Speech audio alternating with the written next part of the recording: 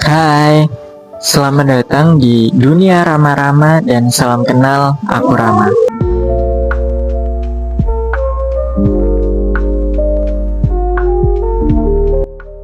Nah, di video kali ini aku mau bahas apa? BTW ini video pertama ya. Video pertama, jadi hai, salam kenal ya. Kali ini aku mau bahas tentang sebuah novel, sebuah buku pastinya, karena di YouTube channel ini aku bakalan bahas semua buku yang aku baca. Kali ini aku mau review buku, siapa sih yang nggak tahu sama buku ini, yaitu Funiculi Funicula,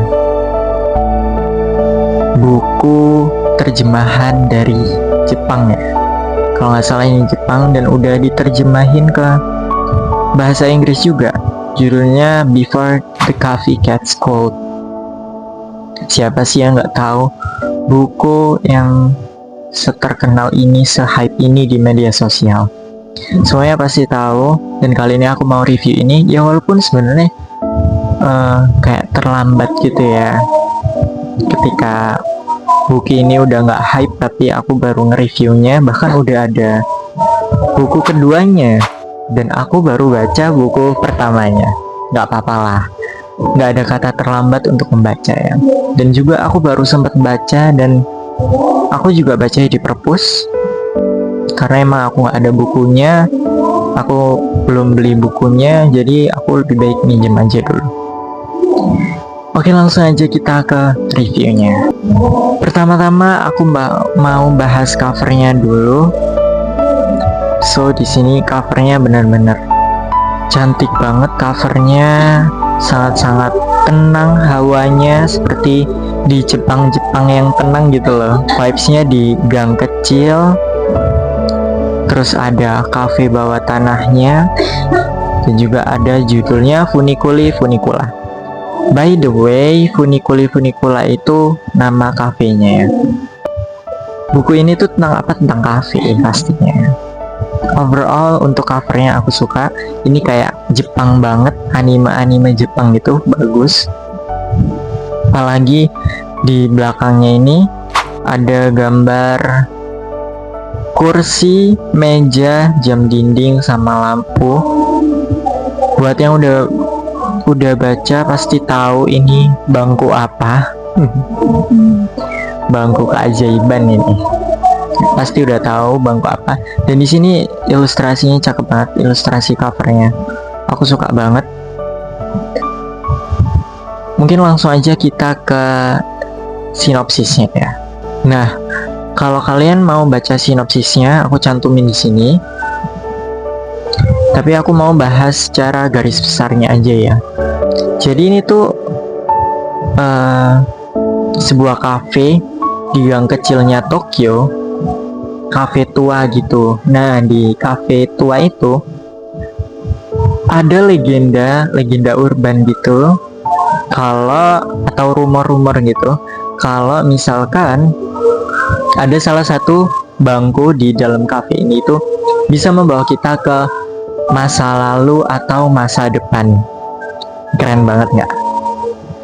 Bayangin, sebuah bangku bisa bawa kita ke masa lalu sama masa depan. Kita cuma duduk aja, kita udah ke masa lalu, kita udah ke masa depan. Keren banget nggak sih ceritanya? Nah, di sini tuh kafe ini tuh bisa memutar waktu hanya dengan duduk saja. Keren sekali. Dan di dalam buku ini ada beberapa cerita, ada 4 cerita, 4 bab, yaitu seorang wanita yang ingin memutar waktu untuk berbaikan dengan kasihnya. Lalu ada seorang perawat yang ingin membaca surat yang tak sempat diberikan suaminya yang sakit. Lalu ada seorang kakak yang ingin menemui adiknya untuk terakhir kalinya. Dan seorang ibu yang ingin bertemu dengan anak yang mungkin tak akan pernah dikenalnya. Nah, itu ada 4 bagian, kayak ada 4 cerita. Jadi kayak ada 4 orang yang bakalan duduk di kursi keajaiban ini, di cafe ini. Ceritanya cuma 4 orang aja, tapi kok bisa seseru itu, setebel itu. Nggak tebel juga sih. Ini ada 200 halaman, 200-an halaman kalau nggak salah. Tapi ada beberapa peraturan yang harus dipatuhi. Yang pertama, mereka harus tetap duduk di kursi yang telah ditentukan. Yang kedua, apapun yang mereka lakukan di masa yang akan didatangi tak akan mengubah kenyataan.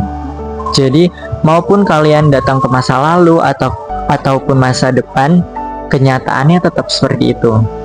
Nggak akan berubah sama sekali. Yang membedakan perasaan kalian setelah melihat atau kembali ke masa itu.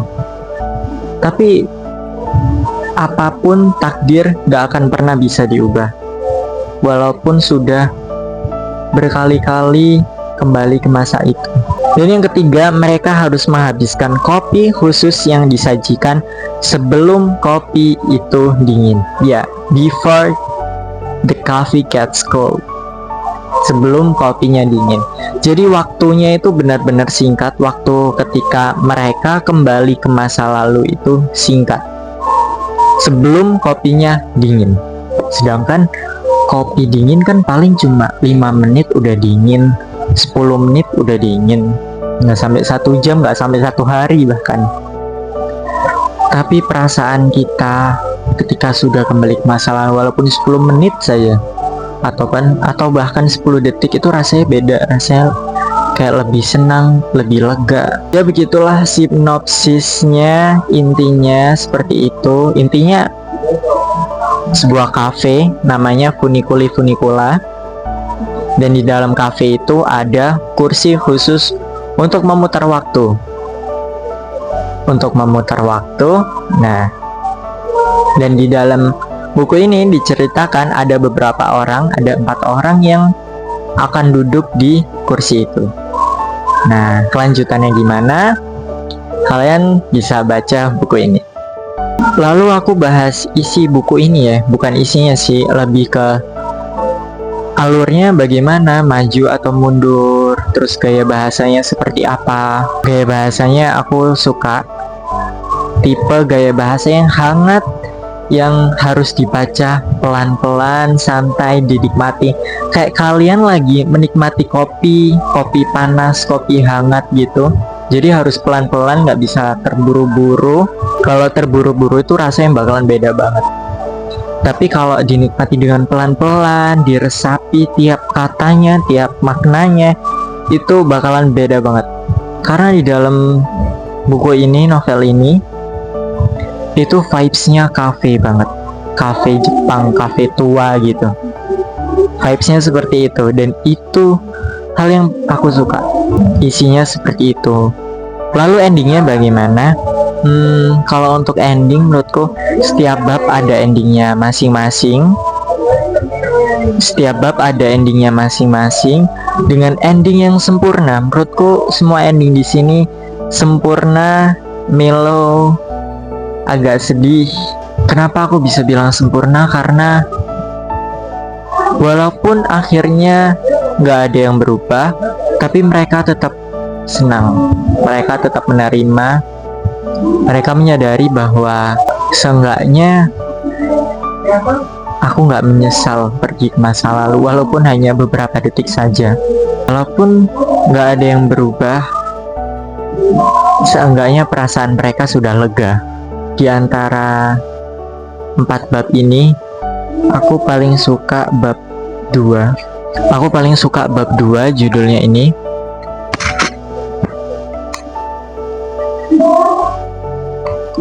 Judulnya Suami Istri. Itu bab yang paling aku suka. Kenapa? Karena kalian coba baca sendiri aja. Karena apa ya? Ketika aku membacanya, aku nggak bisa menebak untuk bab 2 ini. Menebak akhirnya gimana, menebak siapa yang bakalan duduk di kursi itu pun ternyata aku salah. Tapi justru di situ letak serunya. Lalu bagaimana opiniku tentang buku novel Funiculi Funicula ini? Menurutku ini cerita yang fantastis, cerita yang bikin kita pengen balik ke masa lalu. Tapi pada kenyataannya ya emang ngapain kita ke masa lalu kalau ujung-ujungnya semuanya nggak berubah. Bikin kita bahwa kita tetap harus menerima masa lalu, bahkan kita harus menerima masa yang akan datang.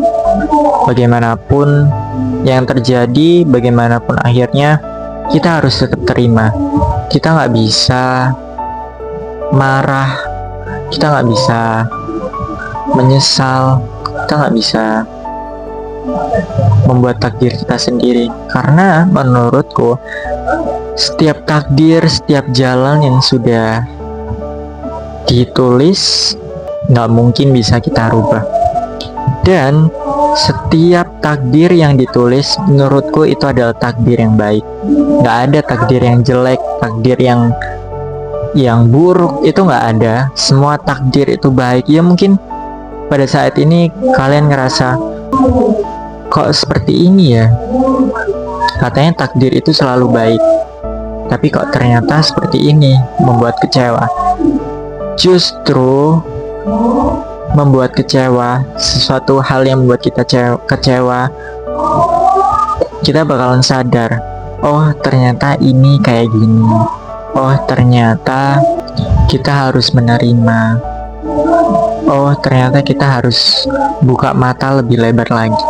Seperti itulah opiniku tentang buku ini. Overall bagus, fantastis, tenang, menghangatkan, dan juga seperti minum kopi. Ya, seperti minum kopi. Aku benar-benar suka banget karena akhir-akhir ini aku lagi suka minum kopi juga, tapi kopi yang dingin. Dan karena baca buku ini aku jadi tertarik buat nyoba kopi yang hangat. Aku sangat tertarik juga, apalagi ada kafe bawah tanah funikula ini. Ceritanya benar-benar kayak keseharian di kafe gitu, tapi dengan keajaiban yang ada di sini.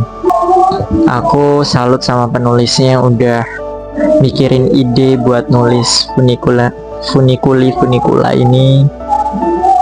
Terima kasih udah buat hatiku happy ya, seenggaknya happy, mellow, nangis, ya begitulah perasaan ketika membaca buku ini. Jadi itu review singkatku dari buku ini, dari novel ini ya. Semoga bisa mengajak kalian buat baca buku ini juga, ngeracunin buku ini juga, karena kalian benar-benar harus baca buku ini.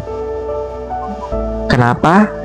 Karena ada keajaiban di dalamnya, karena buku ini menceritakan hal yang relate dengan kita sebagai manusia pastinya, yaitu tentang masa lalu, tentang masa depan, tentang kehidupan, tentang keikhlasan, dan masih banyak lagi yang sebenarnya bisa diterima di novel ini.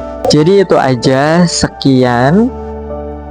Mungkin kalian ada kritik atau saran dari pembahasanku kali ini, atau mungkin ada novel rekomendasi buat aku baca, langsung tulis aja di kolom komentar. Aku mohon maaf apabila ada kesalahan selama mereview novel funikula ini. Dan terima kasih sudah menonton. See you in the next video.